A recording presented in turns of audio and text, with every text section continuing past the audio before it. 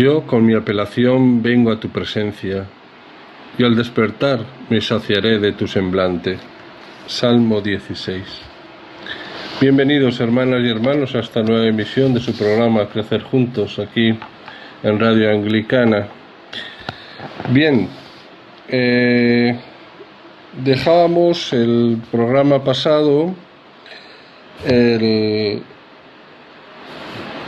el encargo de centrarnos vamos a hablar sobre cómo Jesús reúne su iglesia, y les encomendaba en los textos de Mateo 13 al 53 al capítulo 16 versículo 20, y les dejaba una pregunta en el aire, ¿no? ¿Cómo aparece Pedro en esta sección del Evangelio? Y decía que buscábamos en este programa, al tratar estos capítulos, intentábamos comprender la importancia de la fe profesada por Pedro y del ministerio que el Señor le encomienda, revisar las razones que tenemos para confiar en la Iglesia y seguir viviendo en ella nuestra fe en Jesús, y profundizar en la dimensión eclesial del Evangelio de Mateo. Pues bien, la creciente oposición que Jesús encuentra entre sus adversarios e incluso entre sus parientes y paisanos hace que poco a poco se vaya retirando. Lo vemos en el capítulo 14, versículo 13 y en el 15, 21, y dedicándose cada vez más a la instrucción particular de sus discípulos. Con ellos pretende reunir un nuevo pueblo de Dios en el que tendrán cabida no solo los judíos, sino también los paganos. Mateo 15, 21, 39. El incomprensible rechazo de Israel dará lugar a la fundación de la Iglesia. En este proceso, la figura de Simón Pedro juega un papel singular, que resulta especialmente claro en estos capítulos.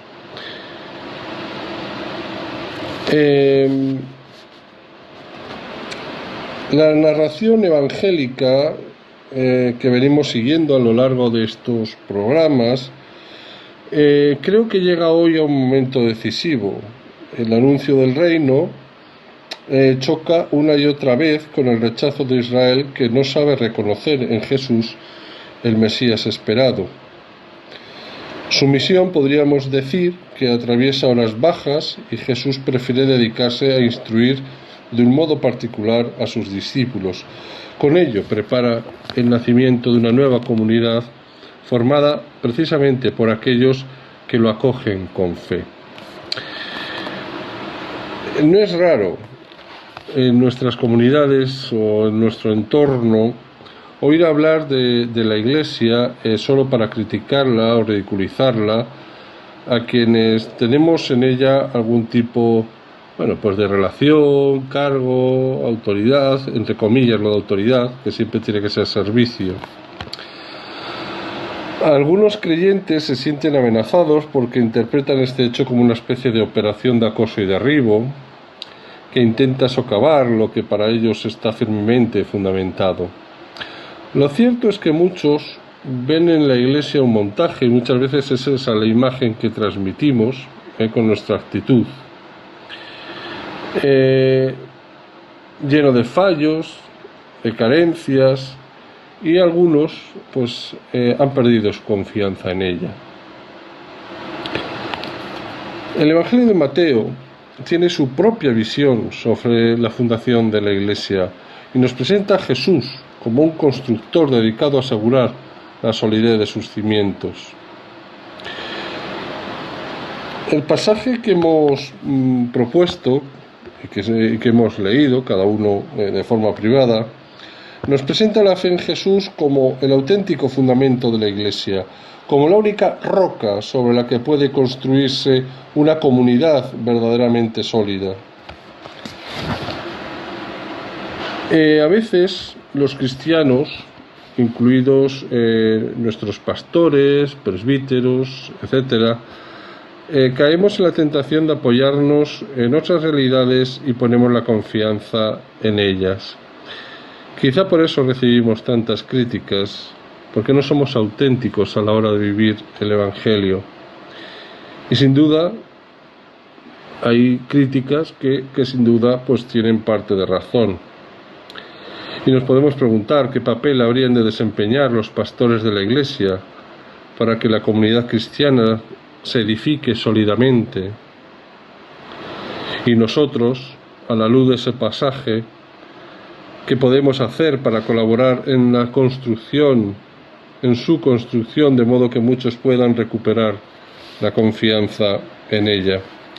Este pasaje, hermanas y hermanos, recoge uno de los momentos más importantes del Evangelio de Mateo. Con él acaba el primer gran periodo del ministerio público de Jesús, en el que éste ha ido anunciando la buena noticia del reino con palabras y signos, Mateo 4, 17, 16, 20, pero su misión, que empezó con gran éxito de público, atraviesa ahora una crisis. Da la impresión de que las masas se van alejando cada vez más de su persona. El rechazo de Israel se hace progresivamente más palpable. De hecho, a partir de este momento, la narración se precipita hacia su desenlace y la muerte de Jesús aparecerá cada vez más claramente en el horizonte. Pero antes de eso, el Señor desea poner los fundamentos de una nueva comunidad integrada por quienes le reconocen como Mesías e Hijo de Dios. El episodio tiene dos partes bien diferenciadas. En la primera, Pedro confiesa la auténtica identidad de Jesús después de un diálogo de éste con sus discípulos, los versículos 13 al 16. En la segunda, es Jesús quien revela la identidad de Pedro y le encarga una nueva misión, versículos 17 y 19, una orden de guardar silencio. Cierra el pasaje con el versículo 20. La escena, hermanas y hermanos, se desarrolla en el camino hacia la región de Cesarea de Filipo, ciudad situada al norte del lago de Galilea, como bien sabemos, fuera ya del territorio israelita, como quien toma distancia de los hechos y lugares donde hasta ahora se ha desarrollado su ministerio.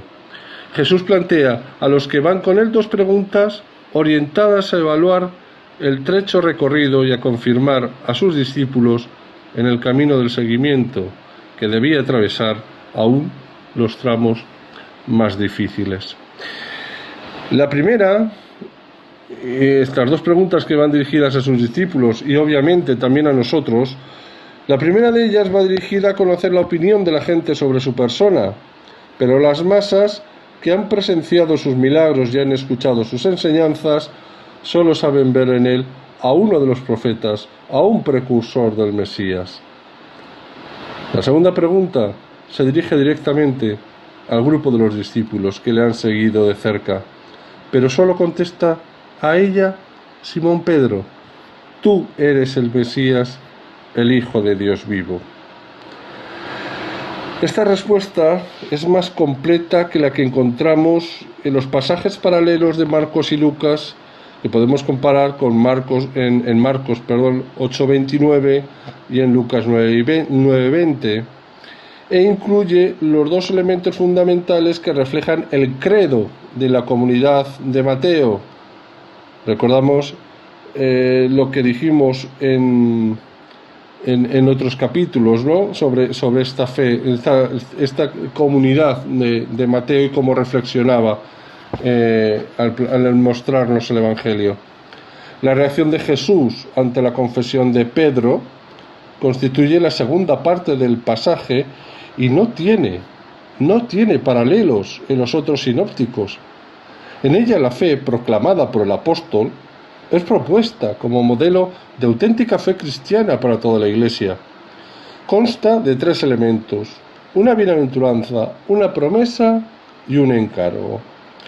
El versículo 17 suena como una auténtica bienaventuranza. Simón es felicitado por profesar abiertamente la verdadera fe en Jesús. No obstante, queda bien claro que eso no es mérito suyo ni producto del conocimiento humano natural, sino que procede de una revelación del Padre. Nos lo recuerda lo que dice Mateo 11, 25, 27. De hecho, el evangelista no ocultará las dificultades del apóstol para aceptar las consecuencias de la fe que él mismo ha confesado. Mateo 14, 28, 31 y 16, 21, 23. El versículo 18 tiene forma de promesa y por eso está redactado en futuro, haciendo un juego de palabras con el sobrenombre de Simón. Jesús utiliza la imagen de la construcción bien conocida en el Antiguo Testamento, Isaías 28, 16 o el Salmo 118, versículo 22. Pedro es la piedra sobre la que el Señor desea edificar su iglesia para que quede asegurada la absoluta solidez del edificio. La fe profesada por el apóstol será el fundamento inconmovible sobre el que se asentará el nuevo pueblo de Dios que Jesús quiere reunir, de modo que el poder de la muerte no pueda vencerlo ni destruirlo. El versículo 19 especifica un poco más la nueva misión que le espera a Pedro a raíz de su cambio de nombre. Él será a partir de ese momento como el mayordomo responsable y fiel al que su Señor confiará las llaves del reino. Isaías 22, 20, 22. Junto con este poder se le confiere también la capacidad de atar y desatar. En el vocabulario típico de los rabinos de aquella época, esa expresión significaba la posibilidad de dictar normas y establecer lo que estaba permitido o no. Se trata, en definitiva, de la potestad de actualizar el sentido de la ley para adaptarlo a las nuevas circunstancias. En la comunidad cristiana, este poder pertenece a Jesús resucitado, Apocalipsis 3:7, que lo ratifica prometiendo atar en el cielo lo que Pedro ate en la tierra. La interpretación de estas palabras de Jesús ha sido motivo de enfrentamiento y disconformidad entre las diferentes confesiones cristianas. Lo que sí tenemos que tener claro, sea la interpretación que sea, hermanas y hermanos, es que nuestra fe es apostólica y que en última instancia es la palabra la que debe guiarnos. Porque Mateo concede una gran importancia al tema de la Iglesia. De hecho, es el único evangelista que utiliza este término para referirse a la comunidad cristiana, de cuyo origen y desarrollo se preocupa de un modo espiritual. El nuevo pueblo de Dios. Iglesia es una palabra de origen griego que, como bien sabemos, significa asamblea y que en el Antiguo Testamento se aplica a Israel como pueblo elegido, convocado por Dios. Mateo, en cambio, designa con ella a la reunión de los que creen en Jesús. Pues lo vamos a dejar aquí, ¿de acuerdo? Porque no querría adentrarme, no puedo alargarme más por el tiempo, y no querría adentrarme en el siguiente aspecto, que es vivir desde el perdón sin límites. Entonces les propongo para el próximo programa, para preparar nuestro próximo encuentro, leeremos detenidamente a Mateo desde el capítulo 16, versículo 21, al capítulo 20, versículo 28, ¿vale? En estos textos, Mateo nos introduce en su evangelio una catequesis dirigida a nosotros, sus discípulos, sobre el destino de la muerte de Jesús y las actitudes que ellos deben mantener, que nosotros debemos mantener. Pero les propongo estas preguntas como punto de partida. ¿Qué desafío aguardará a Jesús? ¿Y cuántas veces lo anuncia a sus discípulos? Pues nada, hermanas y hermanos, lo dejamos aquí. Seguiremos, si Dios quiere, la próxima semana en el próximo programa. Se despide de ustedes el presbítero Francisco Javier Izquierdo, de la Comunidad Apostólica Fronteras Abiertas, que peregrina en Zaragoza, España, y les pido que una vez más se unan a mí y conmigo en esta oración. Oh Dios, que muestres la luz de tu verdad a los que andan extraviados para que puedan volver al buen camino. Concede a todos los cristianos rechazar lo que es indigno de este nombre y cumplir cuanto en él se significa. Por Jesucristo nuestro Señor. Amén. Pues bien, hermanas y hermanos, solo me queda convocarles a la próxima emisión de este su programa Crecer Juntos, aquí en Radio Anglicana. Y no olviden, hermanas y hermanos, que todo es gracia. Santo, solo tú, Señor, solo tú, Altísimo, Jesucristo, con el Espíritu Santo en la gloria de Dios Padre. Amén.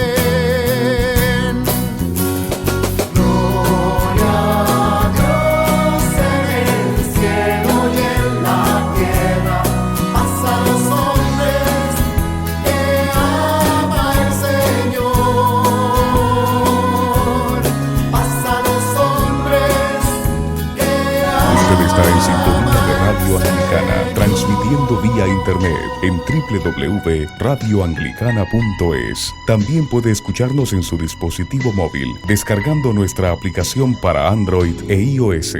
Radio Anglicana, la voz de la Iglesia. Jóvenes de toda la tierra, cantad y anunciad con nosotros por las sendas del mundo la